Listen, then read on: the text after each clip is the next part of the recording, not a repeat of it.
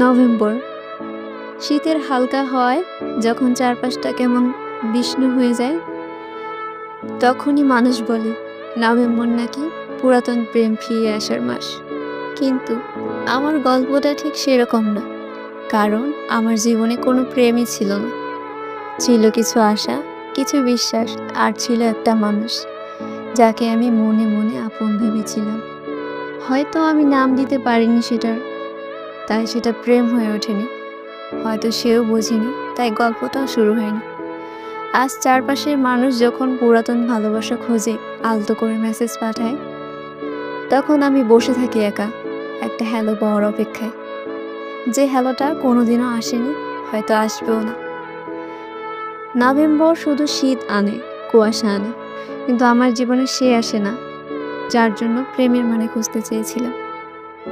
সব গল্পের একটা নাম হয় না, আর সব ভালোবাসার একটা ঠিকানাও হয় না।